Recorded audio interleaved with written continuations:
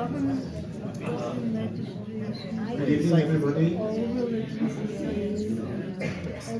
It's so wonderful to see such a full room of people.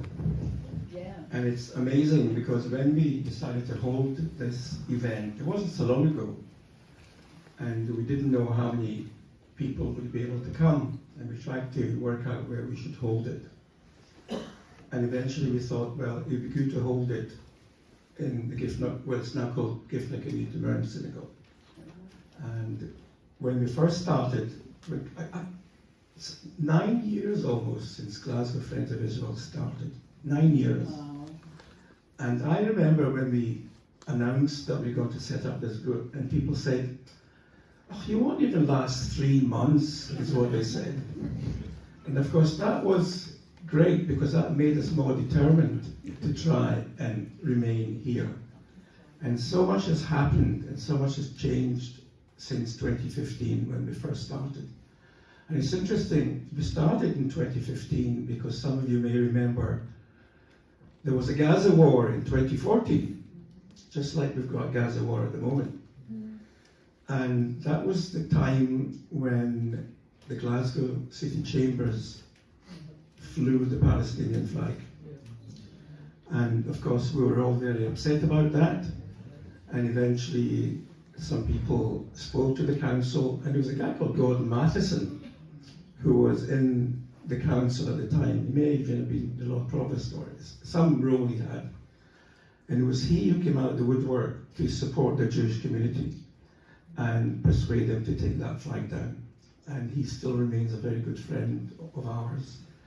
But the reason I mention it is because there was a war then, and unfortunately there's a war now as well, and this one's lasting a lot longer, and it's a lot more serious, and a lot more people are dying on both sides, which is complete tragedy, of course.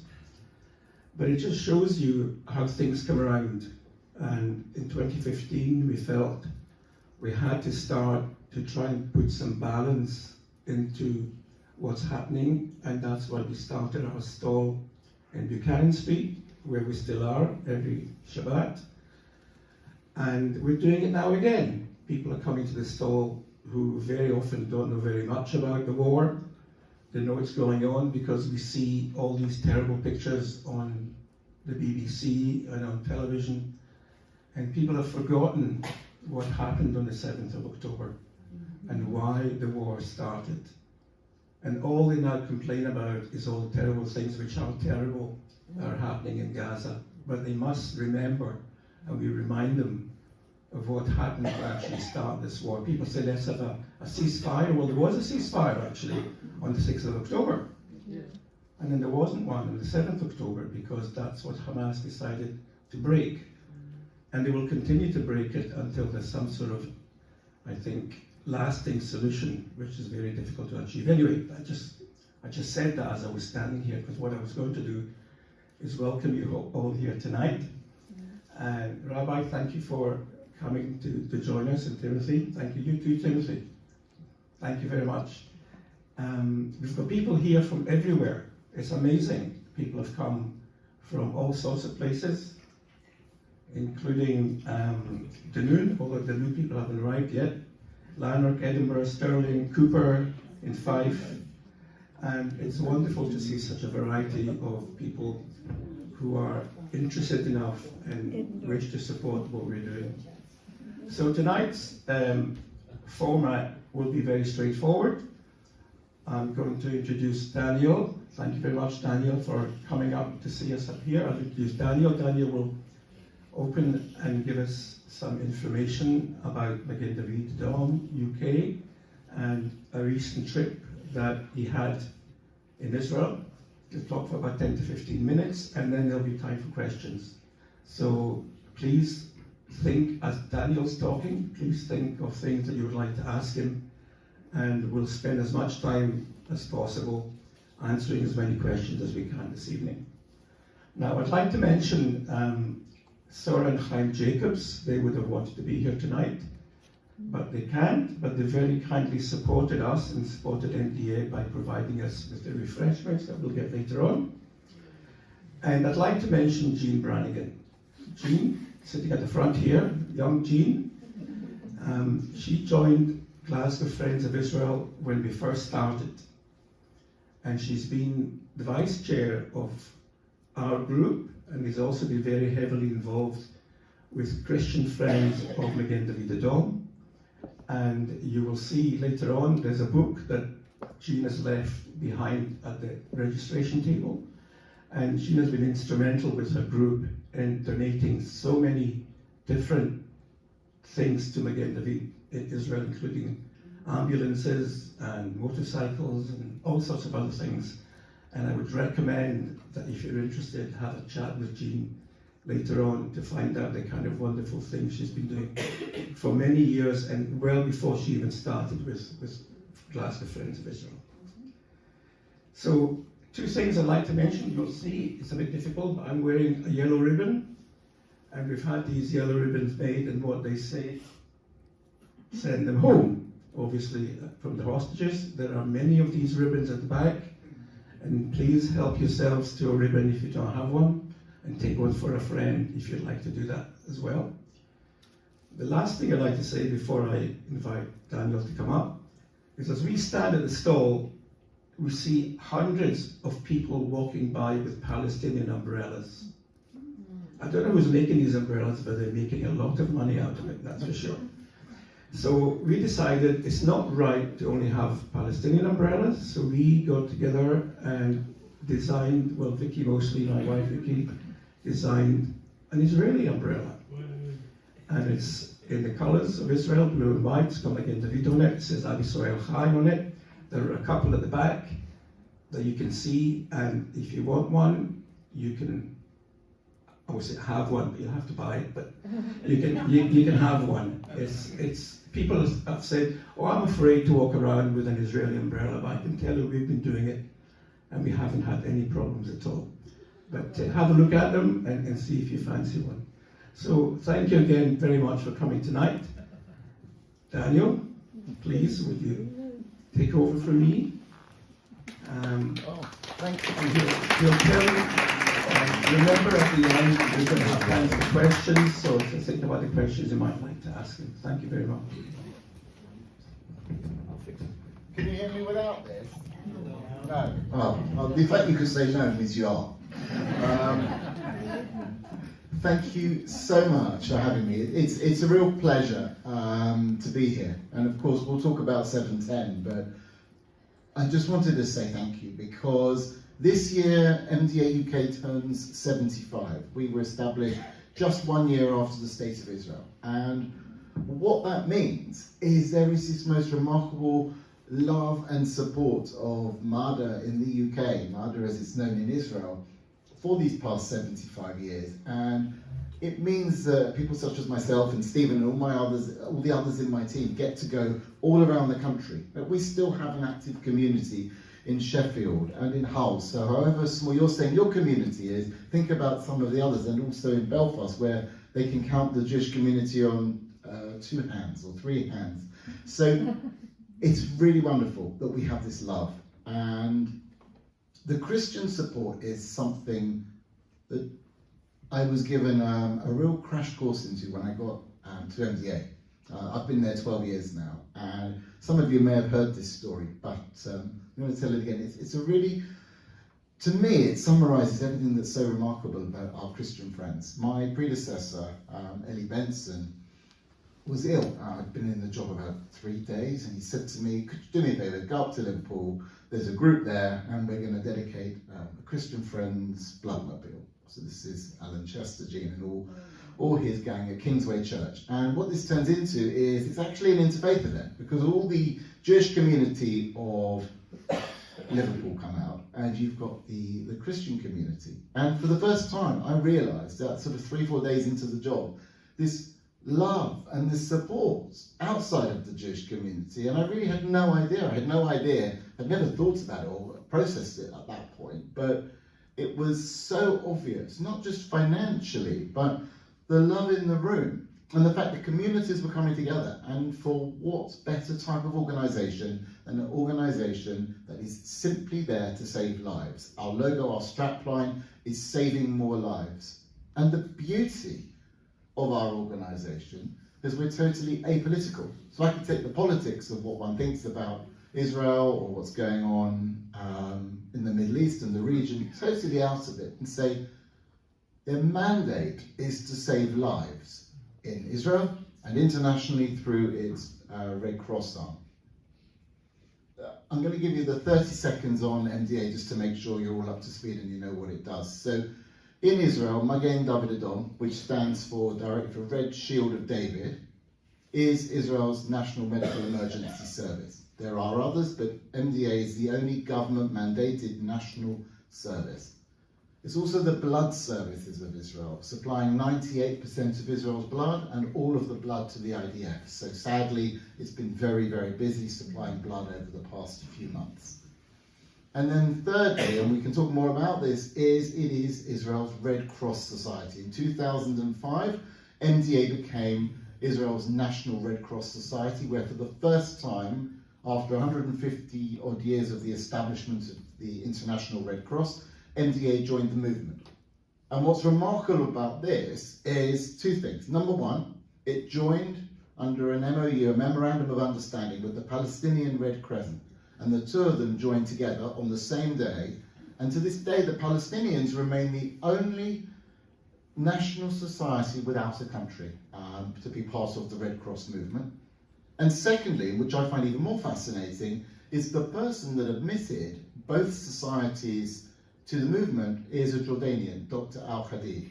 Mohammed Al-Hadid is president of the Jordan Red Crescent Society, and he used to be chairman of the Standing Commissioning, the governing body of the Red Cross. And of course, this was a problem for years because MDA said, well, we're not joining with a cross, which is the inverted Swiss flag, and we're not joining with a crescent, which is the inverted Turkish flag, so find us a symbol that we can work with, and we'll join. And Mohammed said, well, look, we can't have every society and every nation around the world joining with their own Red Cross symbol because the cross and the crescent are protected emblems under the Geneva Convention. And so they compromised and they came up with the red crystal, the red diamond. And when MDA operates internationally, it puts its Magen David logo inside a diamond. And that is known as a protected emblem, which means you shouldn't shoot at it. Now, inside Israel, the MDA's logo, the Red Star of David, is very much that protected emblem. And of course, we'll come on to it, when you see bullet-ridden ambulances, destroyed ambulances, this is just the most abhorrent act of destroying not just the life-saving vehicles, but the people who are driving them, operating them, saving the lives within them. And so this has been an enormous challenge over the years. So if we take the positives of it, here's this remarkable organisation, part of the Red Cross, working on the global stage in the international arena, saving lives. It is the most beautiful example of the very best of Israel, because it's Israeli society, a cross-representation of Israeli society, serving Israeli society and the wider world. And that actually is why I took the job when I was asked if I would consider working for MDA. And then, of course, the 7th of October came, and I mean, for all of us, it was the most horrific atrocity. And there's still, I still struggle to compute it. I still struggle to talk about it. So you're all sort of my therapy. You're my therapist. You're allowing me to talk about what I've seen. But what I've seen, of course, you've all got your own personal connections and stories. Some of you will have families there and friends there.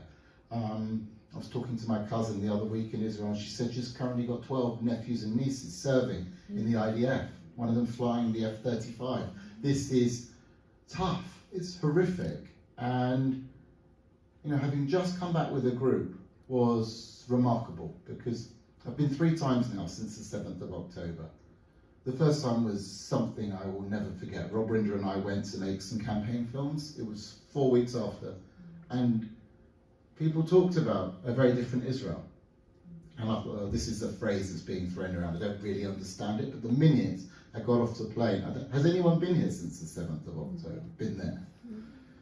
So getting off the plane at Ben Gurion at 5 in the morning and walking down that steep ramp to passport control, I understood immediately what a different Israel is. because there were posters of all of the then 240 hostages lining the way, paving the way down to passport control. But interspersed with these 240 faces, these names, these human beings, were signs saying, this way to the bomb shelter, or this way to the Miklad, the protected room. And so just in that one corridor, for me, summed up immediately, now I got it. Now I understood what a very different Israel is, and how the whole nation is hurting. And I think the other thing I suddenly learned, I've got a lot of friends who, they're not Zionists, but they're not going to be overly supportive of Israel financially, because the argument Israel can stand on its own 2 feet, it's a wealthy nation. Or they're saying, well, we can't afford to take our family of 5 to Tel Aviv, it's a fortune. So my friends have never been overly supportive of Israel. They're certainly not critical of it. But now there's been a massive shift change, and they're now supporting financially. They're supporting by reading everything in the newspaper. They're very, very, very active on WhatsApp groups. People that have never been like that before. So I suddenly think this sort of bringing everyone together is quite fascinating as well. And the barbarity and the disgusting acts on that day was something we'll never forget.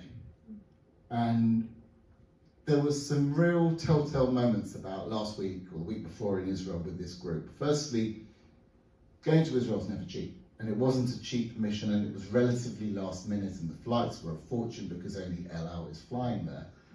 But we went from 0 to 35 people in a matter of days that came with us. We were bowled over with the support and the love and the wanting to be together in a nation as a group. And it was a very difficult visit. And I knew this was going to be a bit of a roller coaster of a journey, because we took people to the south. We went to Kibbutz Be'eri. We went to the site of the Nova Festival. We heard from survivors from those days. And as we're walking through it, and we're with MDA medics telling their story, all I can think about is my visits where I've been to Auschwitz and other camps. And of course the difference here is this was decades ago. And the other fundamental difference here is, unlike the Nazis, who did everything they could to hide their crimes, Hamas wanted everyone to see it. They were wearing body cams. They were shouting about it from their mobile phones and taking the victims' mobile phones. So they did this with absolute pride and wanted everybody to know. So when we were walking around Be'eri, and we were walking around with MDA medics, there was the most remarkable story of someone called Amit Man. Now, Amit Man was a paramedic. She was in her early 20s, and when everything kicked off and she heard the gunshots in Be'eri, she went into the dental clinic, because that was the only medical place there, and people with gunshot wounds and stab wounds were running in, and she was treating them. The Israeli ambassador to the UN used her as an example at the UN, and he talked about Amit and her life-saving work. She spent 7 or 8 hours in this dental clinic saving lives. But of course, it got to a point where the ambulances couldn't get there. We know the IDF wasn't there for a long time, and we could argue and debate that for now. But the point was, Amit couldn't be saved. And she couldn't save the lives of the people. And eventually a terrorist came in and put a bullet through her head while she was still wearing her gloves, treating patients. And the UN ambassador held up the photo of her and how she had been found, because he wanted the world to understand that here is someone wearing her MDA uniform, remember, with that protected emblem, which is enshrined in the Geneva Convention and international humanitarian law, with a bullet through her head just for being in the wrong place, saving lives. It was horrific, and thank goodness we were in a crowd, because we were able to decompress, we were able to understand within reason and talk about it. The other side of this story was the next day we were in the MDA Jerusalem station, and we were talking to a dispatcher, and she was telling us, without knowing we were in Be'eri the day before, of a call she took from a paramedic called Amit Man. She didn't know where we had been, and so she's telling us this story, and she's telling us that Amit called in the morning, said, I'm here in the clinic, when are you coming? She said, I'm here, I've got all these patients, some are mild, some are severe in their injuries, they've all got gunshot wounds or stabs to their chests. When are you coming? And they said, we're on our way, we're doing our best. So she got back to treating the patients. Another hour went by. She calls back to the dispatch centre, when are you coming? When are you coming? And this went on and on and on. And she said after about 6 hours, she had to just level with her and said, we're not coming. We can't get there. We can't. The ambulances were being shot at the entrance to Bury. And she said she was the last person to speak to Amit alive. And Amit just said, I understand what I need to do. So this is just an example of one of the horrific stories, but it is absolute heroism, because she was only there to treat and to try and save lives. And so here is this absolutely remarkable organisation run by remarkable people. By the way, 90% of MDA's workforce is voluntary, right? Amit was a paid member of staff, but the majority of the people are volunteers from 15 years and up. And they do this on top of their day jobs. They do this to save lives. And MDA, and actually the state of Israel, wouldn't have the remarkable service it does if it wasn't for these brilliant, life-saving guardian angels. And so it was very, very hard to hear about all of this and to try and understand and compute the barbarism. I watched the 43-minute IDF footage. Took me a long time to come to terms with whether I should or shouldn't watch it, but I thought if I'm going to stand up and advocate both to the converted and to others, I needed to watch this footage. And in this footage you see ambulances being destroyed, people being shot at in their ambulances. You know, we are now in the reality where we are having to buy MDA bulletproof ambulances. These vehicles cost 4 times the price of a regular ambulance. And we're standing in Sderot, and there's a brand new, 2-week-old ambulance funded by the ICEJ, so Christian Friends of Israel, buying these vehicles. It already had bullet marks in the door. And they're saying that probably from the trajectory of these bullet marks, had it have been a regular ambulance, the paramedic who was in the passenger seat at that point would certainly have been injured, if not killed. And this is the reality. Can you imagine having to buy bulletproof Red Cross vehicles? It is disgusting. There's no other word for it.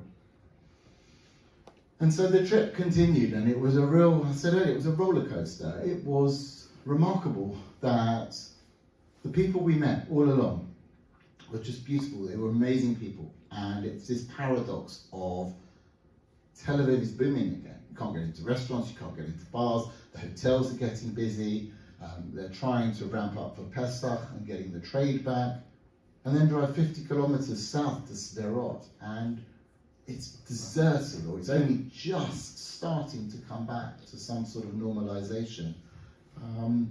And the big excitement was, for the first time since the 7th of October, the week before we got there, the IDF said, good news, you no longer need bulletproof helmets and vests to be in the Gaza envelope area, which is also scary, ridiculous, irrational, frightening, all in itself. So the trip opened up a lot for people, and it was particularly hard. And I think for me, and for many on this, the hardest part of the whole trip was putting it together at the end. And on the last day before we flew home, on the penultimate day, we had dinner in town with some of the hostage family forum. And here we met a 27 and a 29-year-old boy who were united because their brothers are best friends, and are currently, they were taken from the Nova Festival and are currently in Gaza. We hope in Gaza they're known.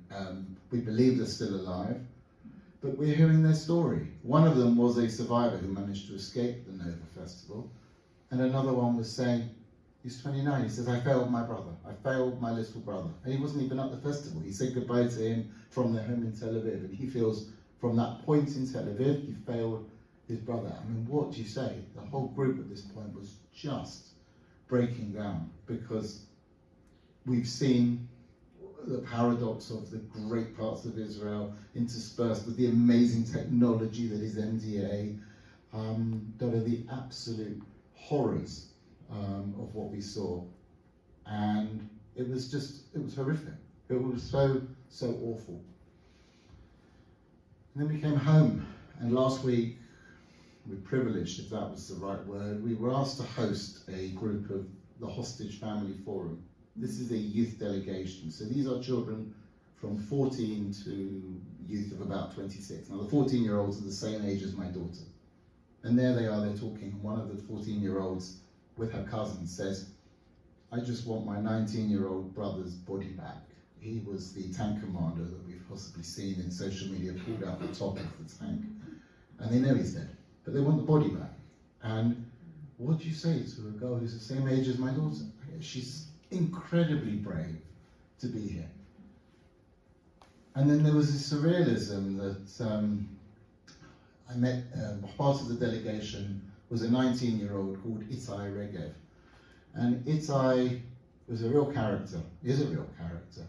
But he was a freed hostage, 54 days in captivity, and he told his story about being in captivity and about being released. And so there is no doubt, having heard his story, the barbarism and the disgusting acts, but he was shot in the leg.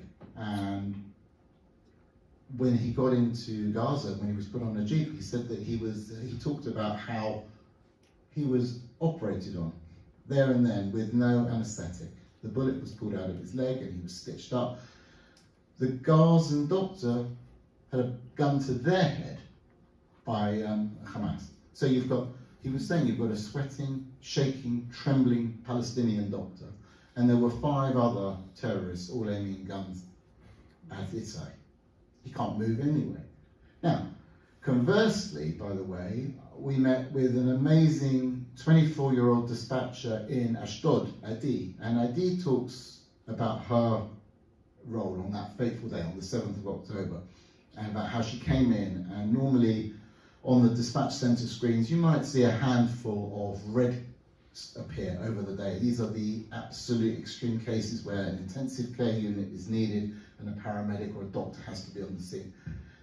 I've seen the video footage and they were flashing up red 20 per second. Unheard of. And she said as the day evolved, she got a call to dispatch 2 ambulances to Sterot, to the police station. I don't know if you know, but in Sterot, the police station was eventually destroyed by the IDF in a very controversial order issued because it killed both terrorists and soldiers and policemen that were inside. But the point of sending the ambulances was they were told to take ambulances to treat both the victims and the terrorists. So here they are dispatching ambulances. Now, we know Israel does the right thing, and we know that they are there to save lives and will be judged by that. But to have to dispatch an ambulance to a terrorist at the same time that they're dispatching an ambulance to a victim is horrific.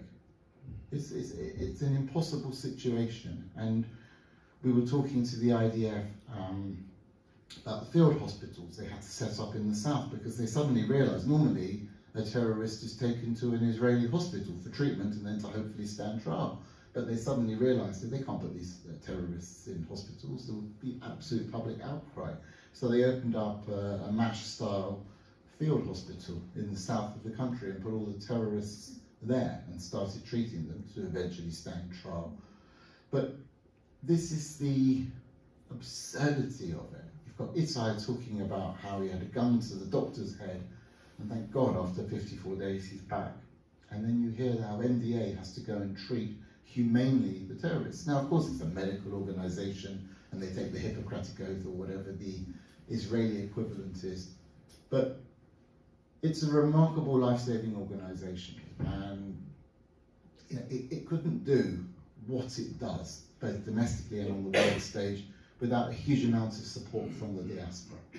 And I'm genuinely blown away by our communities, both around the country and internationally, and the support and the love of MDA, because MDA was established in 1930, way before the State of Israel, and MDA is a brilliant organisation. If we come back to every day in peace times, here's an organisation who can dispatch an ambulance within 7 minutes.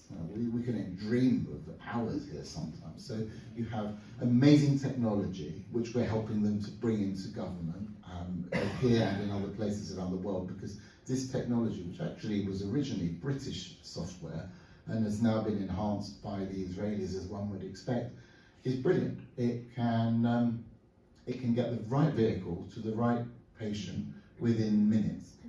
So this is just something that is absolutely brilliant about MDA. But the point is, it's only remarkable because of the support, the philanthropic support. It can run its ambulance service in Israel, and it was brilliant through COVID. It was the first response. It did all of the testing. It actually took the British idea of the drive-through testing for COVID and dealt with that, but it dealt with all the pre-hospital transfers, it dealt with all the testing, it came through all of that, and it is a brilliant organisation. And to see the brand new world-class blood centre open is fantastic. Some of you were with me last year when we opened it. This is a $125 million building where the core of the building is 17 metres or 50 feet underground. It's the world's most protected blood centre. And it is an absolutely brilliant both feat of engineering and just feat of necessity. And the irony was Professor Ilat Shinar, who is absolutely world class as the head of the blood services, she's one of the best haematologists in the world, and she's world renowned. I'm not just saying this. She had planned to open the building on October the 9th and transfer everything over from Tel HaShomer, which is where the current blood services are. And so MDA's leadership said, are you still going to go ahead and do this on the 9th of October? And she said, absolutely. If ever there was a time when we needed to do it, now is the time. So off the back of the 7th of October, Israel's blood demand increased 4 times. And Israelis don't do queuing, they don't do waiting in line, they don't do being patient. But we saw, and I know somewhere on one of these photos going around, there are queues of Israelis at bloodmobiles. Yeah, there we go, on that. So these are British vehicles, and this is where literally, if the mountain won't go to Mohammed, so here you come into these vehicles and you give blood. And Israelis, I still can't believe it, I'm even saying it, they're standing in line for 4 or 5 hours to make sure blood was given and got out. And it wouldn't have actually been possible in the old centre, because one of the other things, apart from protecting the new blood services, is increased capacity, and it needed the equipment, it needed to be able to evolve and handle an increased population size, and sadly on this, also terror. So it's a remarkable organisation, and I could probably talk to you for hours, but it would be much easier to take a few questions or enter into dialogue about anything, whether it's MDA or what we saw in Israel. So if anyone's got anything they want to share or ask, please go for it. Yes. So there's one, Dave. How many? Can you stand up so we can all hear you? I understand. No, you're not. Just hosting now. I'd like to hear your questions, so you have to. How many ambulances were destroyed or partially destroyed? Yeah, it's a good question. I mean, actually destroyed, we believe the number to be around 20. And there is, I don't know if you know this, there's a car burial site where they couldn't remove all the human remains, so they've actually buried the vehicles. And one of those vehicles, if not 2, were MDA ambulances that were set fire with people in them. So you've got the very worst of it there. Then you've got others that were set fire to or shot at or beyond economical repair. And part of the problem is normal day-to-day operations, MDA will be operating at 60% of its capacity. So the 40% of the vehicles that are in reserve are the older vehicles, so it rotates its vehicles year in, year out. But when you're ramping up to 100%, all of the vehicles are on the road, and the older vehicles were being really a huge strain put on them. So there's vehicles that have been destroyed, vehicles beyond economic repair, and just a shortage of the right ambulances in the right places. For example, not enough bulletproof ambulances in that Gaza envelope region. So we're replacing them as quickly as we can. And actually, between us and the American Friends of MDA, we flew a whole load of ambulances in from the US where they're manufactured earlier in the year, or later last year. So that was quite remarkable. Are they bulletproof, the new ones? Some, but as I say, you're going from 75 to 300,000 pounds per vehicle. They don't all need to be bulletproof. We've got to be pragmatic, and MDA's got to be pragmatic. The problem with bulletproof ambulances is they are very, very heavy. So they're very cumbersome. They don't last as long. They can't be used practically as much. And a lot of the roads in Israel can't take the weight of these vehicles.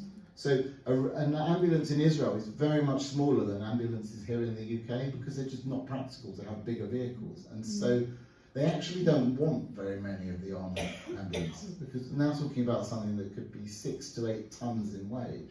And that also means you have a far greater limitation on who can drive them. My name's Tom Blair. I'm friends from the Killock Christian Fellowship. First thing I'm going to do is at home. I want to pray for a man's family that they come to terms with a remarkable job because we don't hear all these things throughout television and things like that. So I think it's a remarkable story. It's a great story to hear, even though it's so tragic. It's a brilliant story and how she felt looking after these people, even knowing that life was in danger, and unfortunately it was. But again, I apologise for my ignorance here, but I've listened to stories for many decades on TV about the Red Cross being supported throughout the world, and yet we have again the Bir Adom, part of that organisation. Why is that not put out there that Israel are part of this organisation, the wonderful work that they do, to let the people who are ignorant to the fact that they only can see Palestine and nothing beyond it, that these people are genuinely great human beings, that they care for everyone, not just their own, terrorists or whoever they happen to be in that situation. And maybe people would then see that there's two sides to our story. Because unfortunately, you're right what you said at the start, there's a lot of innocent people being killed through this war on both sides. And we'll pray for these people.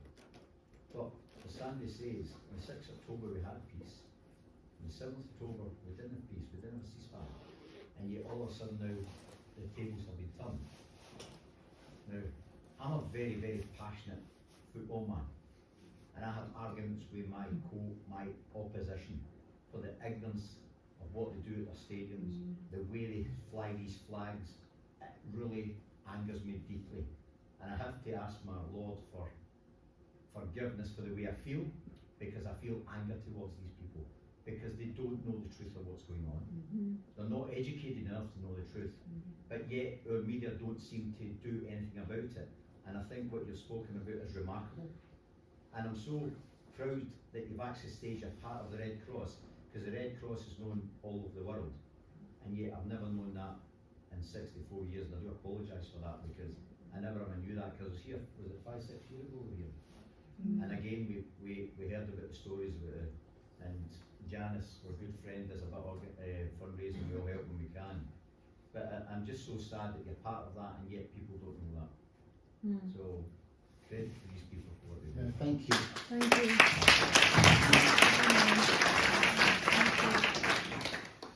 I think you've touched on a myriad of points. I mean, the Red Cross is a really interesting one. Firstly, if our marketing isn't making it clear enough on a day-to-day basis that MDA stands for Red Shield of David and is the Red Cross, then we'll look at that, because we're proud, and we stand proud that in 2006 it joined the movement, and that's so much value. I've seen there is a remarkable photo that cannot be published of MDA in Haiti alongside the Canadian Red Cross, the Norwegian Red Cross, and this is when it gets better, the Iranian Red Crescent.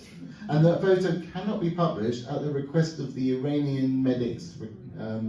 You can't have that. But can you imagine anywhere else where people are arm in arm because of saving lives? So that is the beauty of the Red Cross.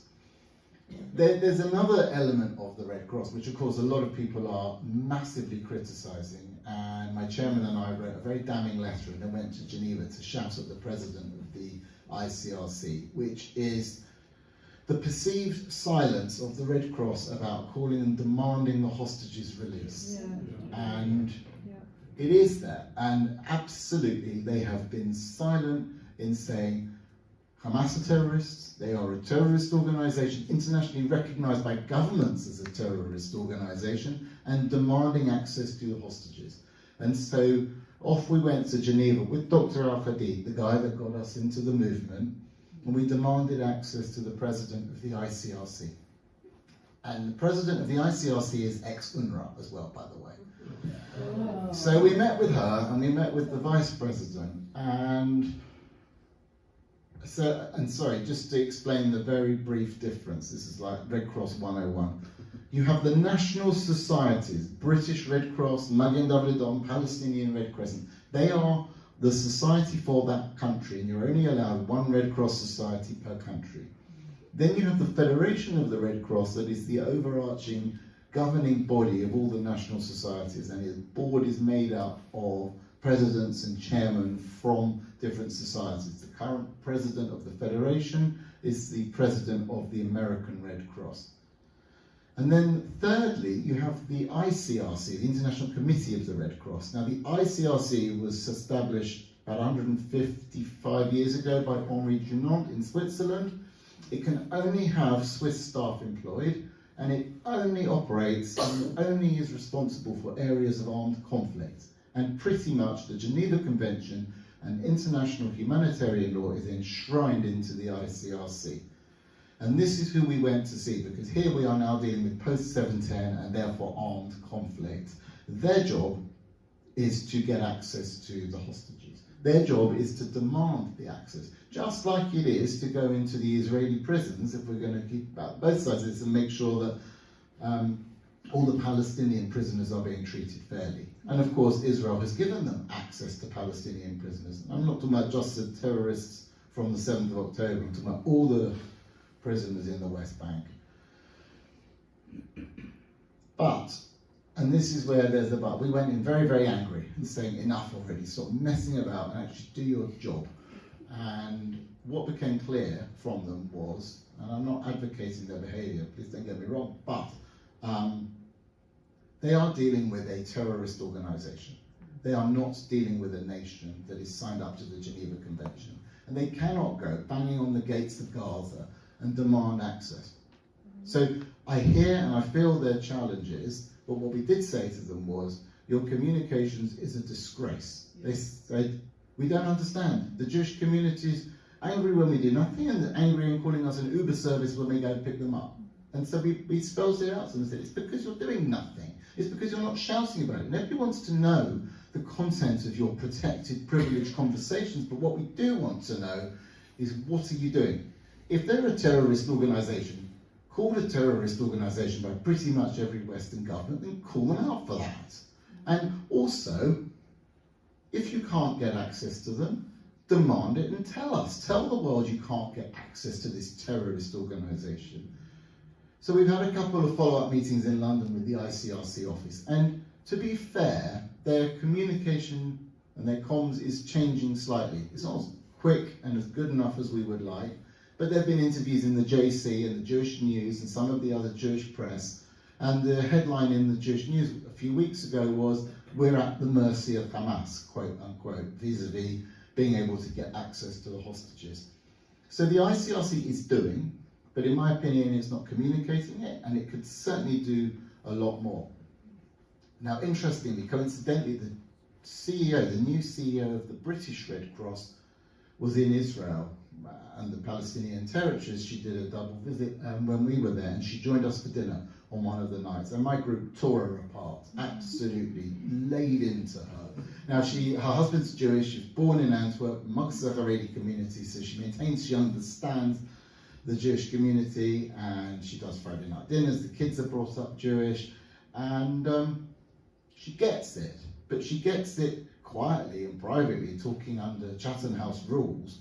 But I will give them some credit.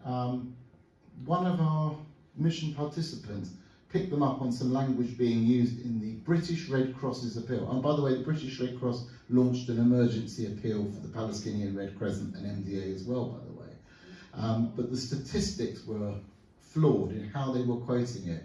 And he challenged her on it. And the next morning, now remember this is a beast of an organisation, the British Red Cross. By the next morning, she'd WhatsApped me to say the wording being used in the website had been changed.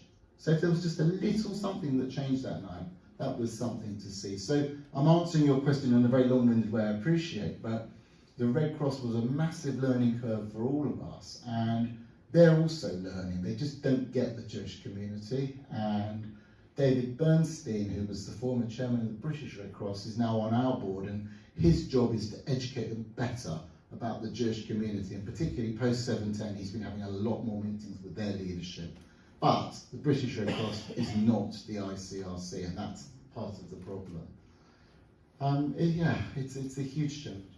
Tim, Hi, Timothy Lovett there. I'm the president of the Glasgow Jewish Representative Council, which doesn't necessarily mean that my question is going to be coherent or intelligent in any way.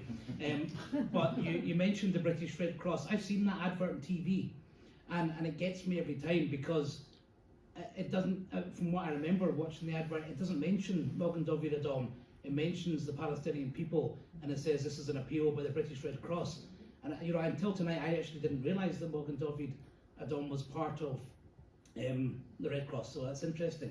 But presumably you've seen the advert. Did I pick up?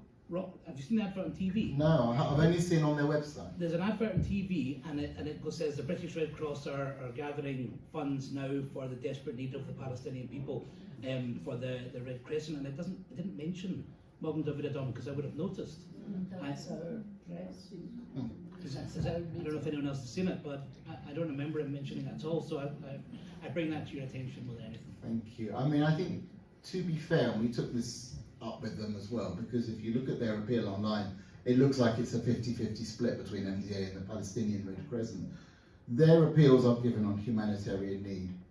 And I think one would say, yes, there is a greater humanitarian need in Gaza than there is in Israel, in terms of funding and what MDA needs versus the Palestinian Red Crescent. Actually, having spoken to them, 80% of the money has gone to the Egyptian Red Crescent to help purchase the aid to come in through the Rafah crossing.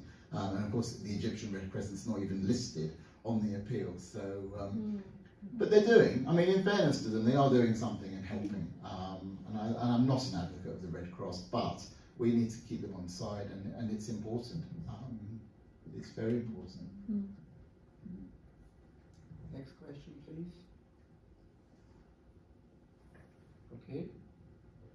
You know, in the news we often hear. People can't hear you. In the news we often hear about the Hamas-controlled Ministry of Health. service. Yeah. How accurate is that? What, the statistics coming out? It always prefaces with the Hamas. Yeah, exactly. How accurate is that? I don't know. It's the short answer. You sort of given it. It is the preface with it. The Hamas quoted figures from the Hamas Ministry of Health. It's impossible to know the truth. Jake Wallace-Simons wrote a piece in the Times at the weekend. He's the editor of the JC. It's a great article. Send it to Sammy to send around. It talks about how these numbers are falsified massively, and the number of victims versus the number of Hamas terrorists just doesn't stack up. It's impossible. They don't announce competence. They only talk about men, women, Exactly. and children. So you don't know how many of the men are actually combatants or Hamas members because they're not mentioned. Yes. There's also an American university or statistician did an article about it as well, and said it basically seems to be a straight line of victims, which just isn't possible. They would normally say, for example, if there was more women dying, then there would be more children. And it's just nonsense. The figures are just nonsense. They can tell the way they've done them compared to normal tragedies. There'd be able to be correlations between certain types of people. So they just say it's nonsense. Yeah. But even though they're nonsense, all the news outlets quote them all the time. So, and that's what people know, that's what people hear, and that's what people believe. That's unfortunate. Yeah. What motivated you to join MDA? It's another great question. I was running a foundation for a couple of years, and so someone reached out to me that I knew and said, my predecessor at the time wanted to retire at 70, would I be interested? And at the time I knew very little. I thought, okay, MDA, Israel's ambulance service, didn't know very much about it. But coincidentally, the week after, my wife and I were going to a family wedding in Israel. So I said, okay, well, let me go and have a look at the organisation. And so I did a shift on an ambulance. I have no medical background, but I did an observational shift. I went to the blood services, which I had no idea at the time MDA runs the blood services. And then I spent time with the Red Cross team, hearing about, and this was just a few years after they got out of Haiti, and they've been in other places. And so that was the bit that sold it for me, the Red Cross. So the fact that people here don't know it means that, oh, we must do more to publicise that it's not just Israel, not just domestically. So that got me into the role. And I think what's happened over the last 12 years is the role has evolved massively, because I wanted to, and the organisation wanted to change. We wanted to go from being a Jewish ambulance service to being shouting about everything that's amazing about Israel. And so that's when I say that if you want to talk about and advocate for Israel, actually do it through the lens of MDA, because it's far harder to argue Israel when you're doing it through an humanitarian, life-saving organisation. And we talk a lot about the power of the brand, and at the moment I'm writing at Northwestern University in Chicago. We're writing an MBA piece on the power of the brand, and they're using MDA as this absolute example of something that's so brilliant that it's very hard to say no to. So, and so we're using great case studies, and one of them actually is with our dear friend here, your dear friend Ian Blackford, and how we, well, slowly we are getting them around. Him and Philippa Whitford are people now that are friends of ours. Can you maybe say how did you become friends? Yes, so we talk about the power of the brand, and so this is a really interesting one. I was a good friend of mine and Rob Rinder, who's also a good friend, were out in the Ukraine. I don't know if you remember, just after the war started, Rob went to find his dance partner Oksana's grandparents and bring them to safety. And so I'm sitting in Tel Aviv having dinner with friends, and Rob calls to say, oh, I've just bumped into this group of orphans. It was just Ukrainian orphans, and they were coming from the East Ukraine into the West and then into Poland.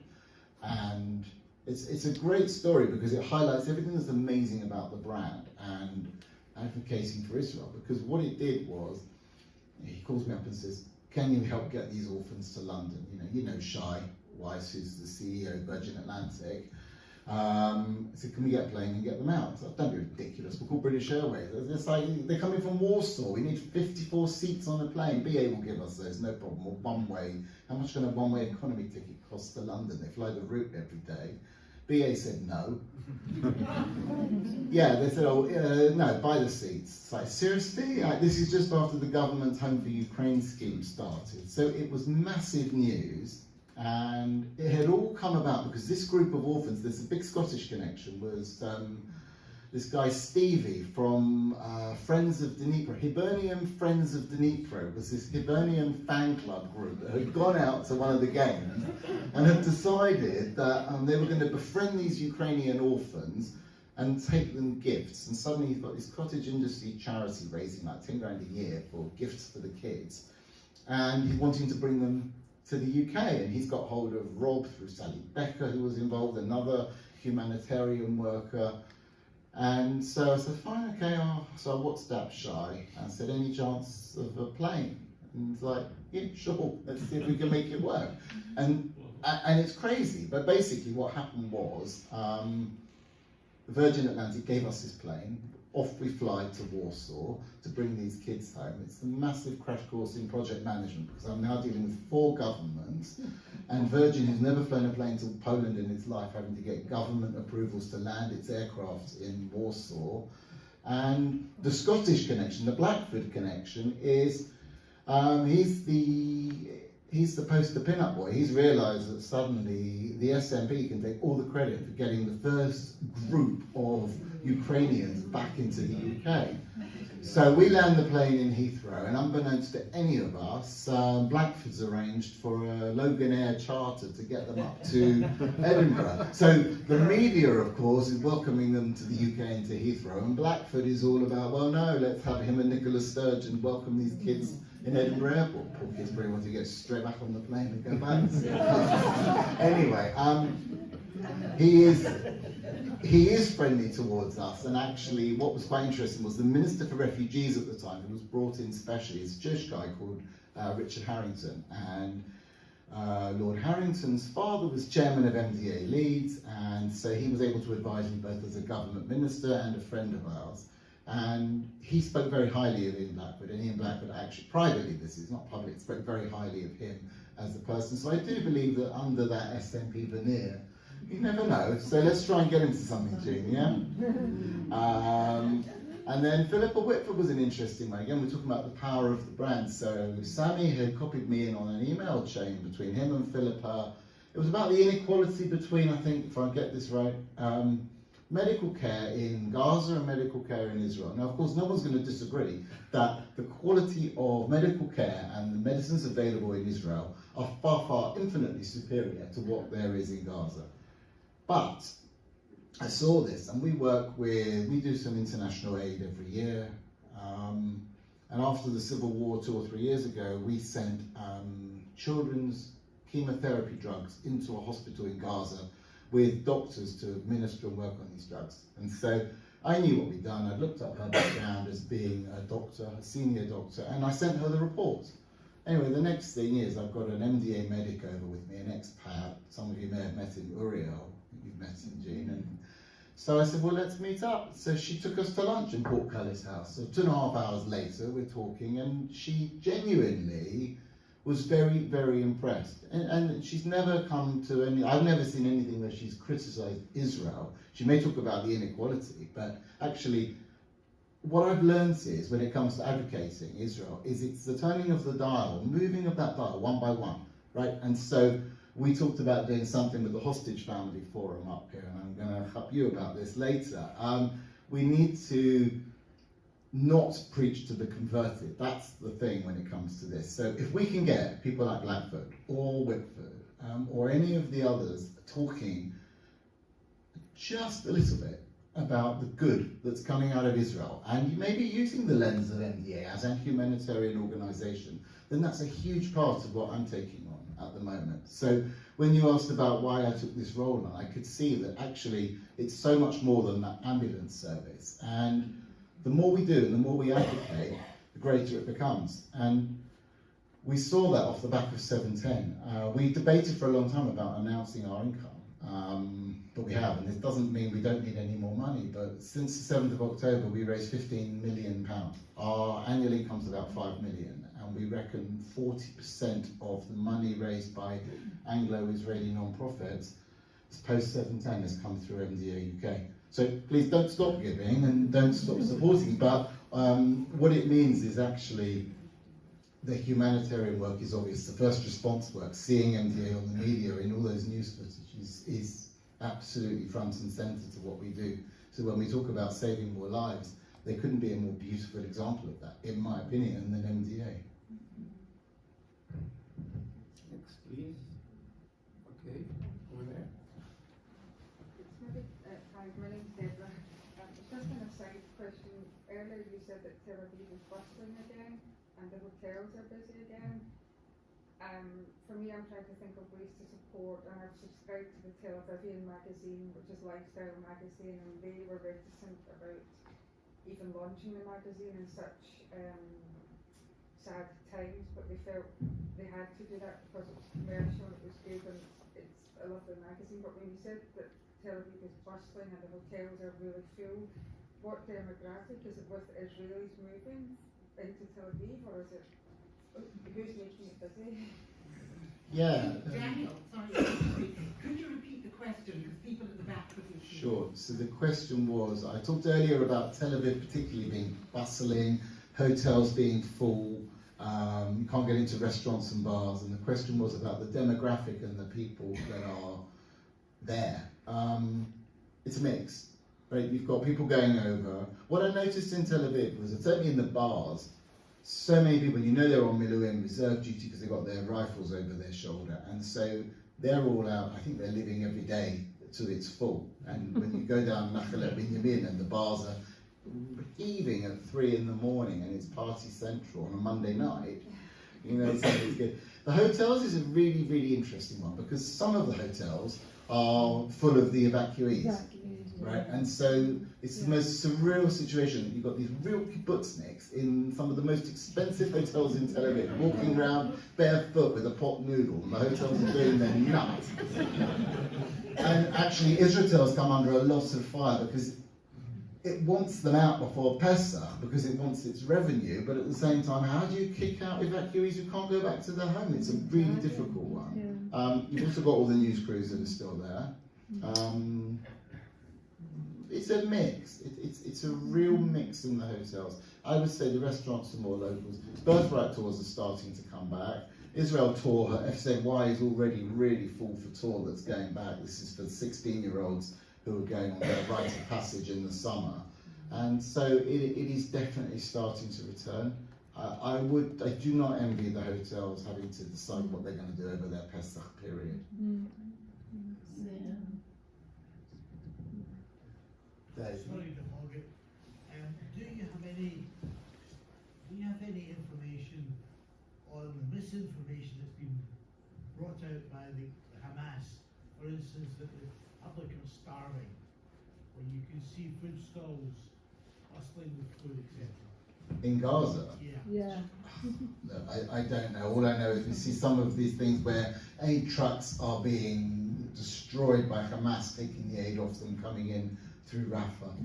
I don't know. I don't think there is any doubt that there is this horrific humanitarian crisis in Gaza, and people are probably starving. But if you do the math, it's more about making sure that the food gets to the right people, actually, and that's always the problem. If this ship makes it from Cyprus to this floating port, if you do the maths at the volume and the weight of the food on board, people shouldn't be starving. And I just hope that when it gets there, it gets to the people that need it. And just coming back to the rest of the other point about your question, I didn't say, support Israel by going there. Okay, you ask anyone, they will say go. You can get insurance. I'm not suggesting you go down into the Gaza envelope unless you want to go and see Be'eri and see the Nova site, which are incredibly powerful, moving places to go. But certainly, anywhere in the FCDO orange zone, you can get insurance for and go, boost the economy and go and actually show solidarity with Israel by being over there. That would be my humble opinion of what to do to support.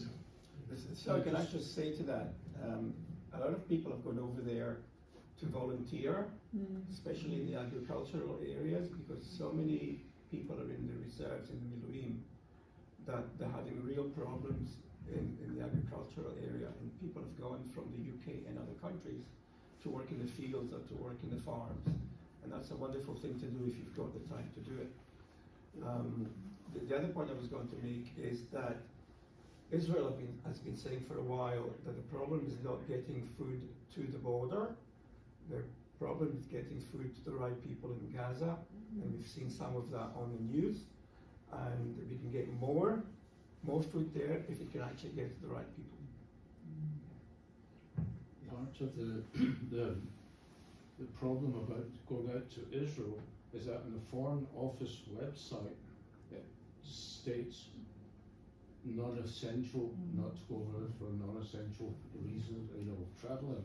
So how do you get around that then if the Foreign Office have not updated their travel advice? Right, so the caveat that I am not giving you underwriting advice here. There's two ways of doing this.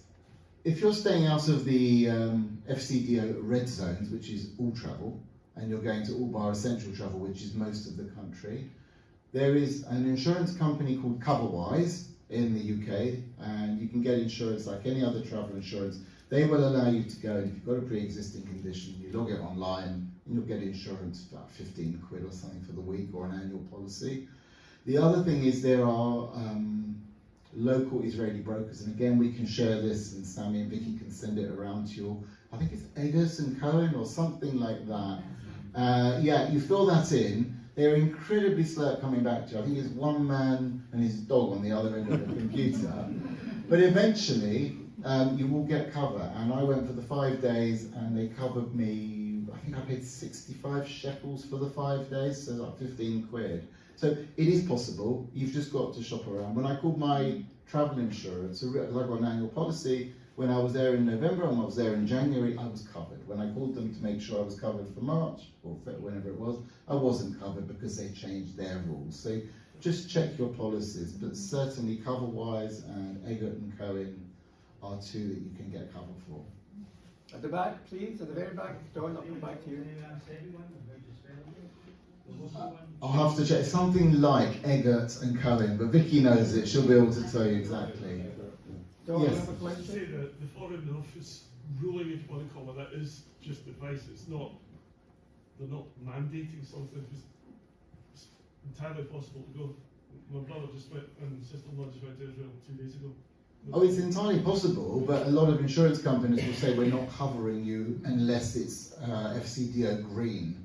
That's the problem. So yeah, it's very easy to get in and out of Israel at the moment. It's expensive until the other airlines start flying again. BA starts on the 1st. I think Wizz and EasyJet have started. Virgin, sadly, are the last of the starting block in September. But it is possible. It's just been expensive. Can I say that somebody in the room here was going very soon? Edward's going in the summer, so Same time in July, yeah. so it is possible to get flights to Israel if you want to go. You'll have to come see MDA. Yes. Yeah. Mike, can you say something about people who go and certainly in the past, the MDA experience? Sorry. We can't hear you. No, but he's going to answer the question. What is the question? He'll tell you what it is. The question was the MDA experience. Yeah. Within reason, absolutely. We would love to welcome you, host you at MDA facilities. Go see, if it's a group, we can definitely make that happen. Go to one of the MDA stations. The other thing you can all do now is you can give blood. Like, this is a big thing. For the first time last year, Brits can give blood again in Israel. And that was the other thing our group did. We all donated blood. Tell him why you couldn't. And we're all mad cows, according to the World Blood Organization. Professor Shinar was here. Yeah. And she was telling us all about it, and I said, yes, but you won't take ours.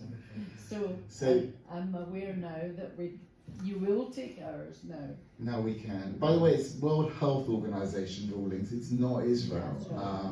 We still can't get blood in the US, and I think here until recently, our plasma was thrown away and imported from Europe. So, but yeah, not just financially, you can actually do and give blood. And actually, on that topic of not just financially, there is a great group of pastors and the church in Liverpool, a guy called Pastor John Hemus. And John made a lot of money in the building trade and actually decided that him and his 2 sons, who are pastors and builders, would take a crowd out to Israel. And they rebuilt a station, and there's a video of it on our website. Again, I'm sure we can send the link round, because this is an absolutely beautiful story of not just giving, but actually giving back. And the Israelis couldn't believe it. They couldn't compute at the time that a bunch of particularly Christians would want to turn up at a station in Masada. Now, not to be confused with Masada, we're talking about right up in the north of the country, in the middle of nowhere, and rebuild this station. And they've now made lifelong friends. And on the video, Aryeh, who's another expat paramedic, is saying this is something we need to get much more used to, because it's not just giving, it's giving back. And they were slated to go over and rebuild the small station in Jerusalem, which for them was like the real holy grail of building a station in this amazing city. And sadly, of course, it was second week of October, so that has been postponed, but it's still going to happen in the next few months. And they're an amazing crowd, and it's all of the different groups. It just makes me so immensely proud of what we do. And again, coming back to saying we couldn't do it without the support of everyone. And I just love the fact that our donor base is so diverse. Actually, our mission was a total cross-representation of that. I would say a third of it wasn't Jewish. We had a Kenyan pastor with an enormous church following fly in and join us. We had the Behemoths I was just talking about. We've had other Christians join us. And also what's really important, we had a whole load of people in their mid-20s join. Now, our board is always on about intergenerational transfer and how do you get the younger generations engaged, both in philanthropy and giving up their time to go. And so the fact that the average age of this group that went was probably only 48, 49 is absolutely fantastic. So we were really thrilled. We're hoping to run another mission. It will be early June, I think is when we're looking. So if anyone has the desire and the stomach and the will to want to go, we will be running one. You've also all got flyers on your seats which are talking about some of our other events. So we're trekking in Israel later in the year, so get trekking sort of 50k. It's not a challenging one, but you're going to go see the country. I can see people over here already nodding, they're going to sign up. Rabbi was just saying he's delighted and he would love to do it. Yeah. Right up his street. I can imagine. Are you coming as well? Well, I did say to him, if he does it, I'll do it. So I'll drive the support car. You can do that, thank you. No, seriously, it's an amazing thing to do. I would highly recommend it. And we've also got other ways you can support. Go to do a 10k run or a half marathon, or it's getting better, isn't it?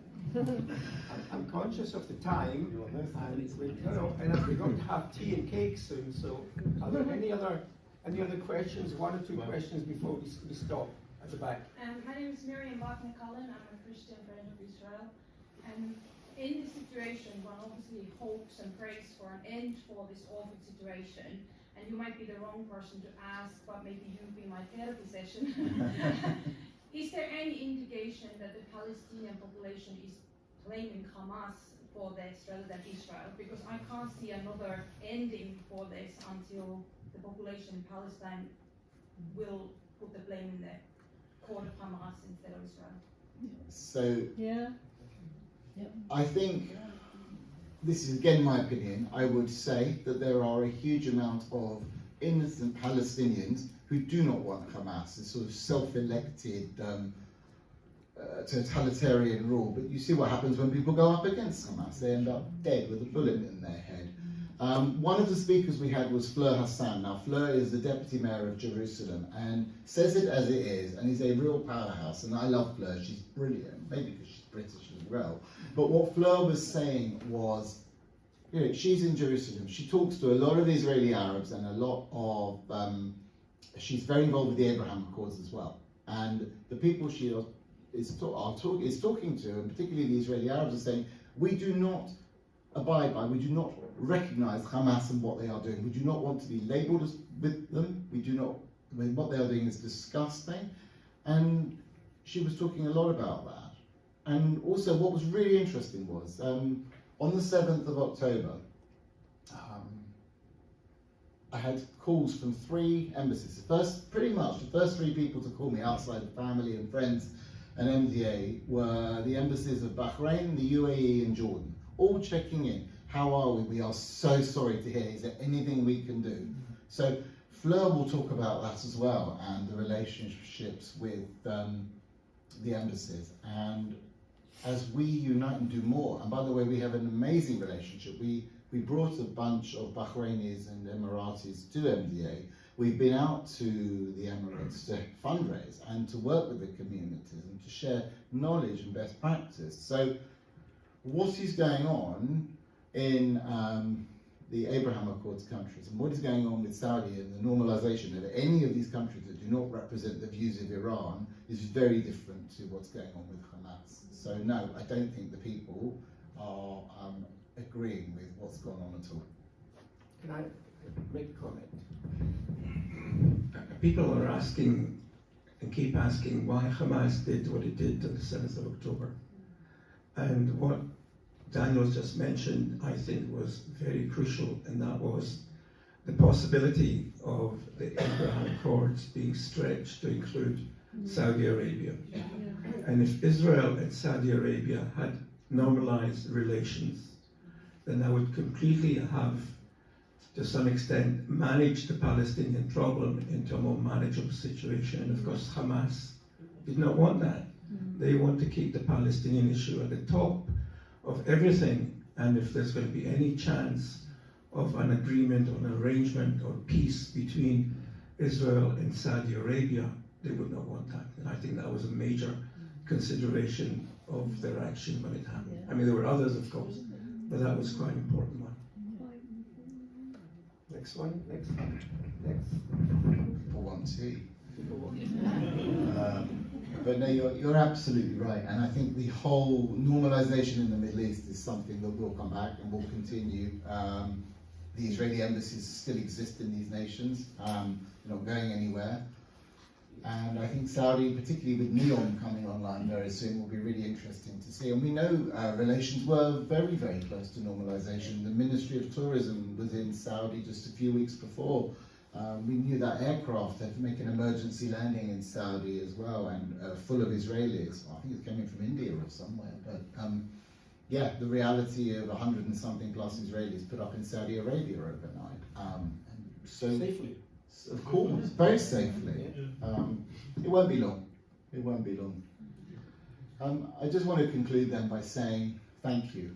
Thank you to Vicky and to Sami and to the Rabbi for hosting us. MDA is so important, and I'm passionate about the organisation, and I know that people such as Jean have been supporting way, way before I was involved. And it's always a privilege to meet people around the country who are coming out on a cold night just to hear me and to hear MDA, and it reminds us of what we do, so it gives us that bit of an energy caffeine boost and says thank you, because genuinely we can't do this without you. And yes, the income this year has been exponentially huge, but it won't continue at that level. And as, please God, it won't take long, things start to normalise in Israel again, we will need and continue that support. And of course what's happened now is the organisation's got bigger, it's ramped up, it needs more expensive vehicles where it needs them, and we need that support. And genuinely that love is just fantastic. And I remember that after the event we had a dinner in December. We put it on with a few weeks notice. We wanted to thank our new supporters and some of our donors and introduce them to just 4 of the heroes that we filmed to talk about what they did. And we asked them to do 2 things that night. Firstly, we asked them to give and say thank you very much, we need. But actually, more importantly than that, we gave everyone a blank card. And we asked them to write a message of love and support. And we were bowled over by these messages, and these messages were taken back to Israel. And when I was over there, we put them in the lockers of the teams, and we've got videos, because they can't believe the love in the diaspora. They cannot believe. If you ask the average medic on the street, they can't believe that we're here in the shul talking and people are supporting. And it means so much when they see these gift cards, and so much when they do that. So we're going to get you some gift cards, and I'm sure we can distribute them and get them back in due course, because MDA needs to know it's got love in the diaspora, and they genuinely can't believe it all the time.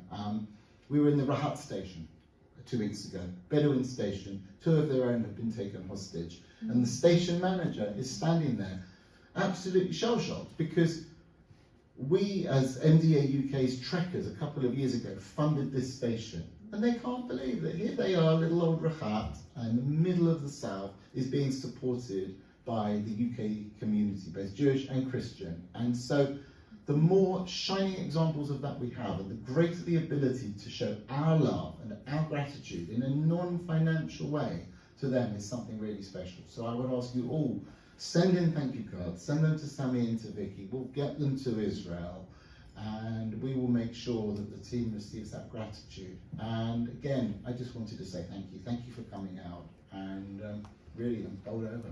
Thank you to you. Thank you very much, You see at the back, they're trying to get the tea ready, so please don't all rush at once, because they're not quite ready yet.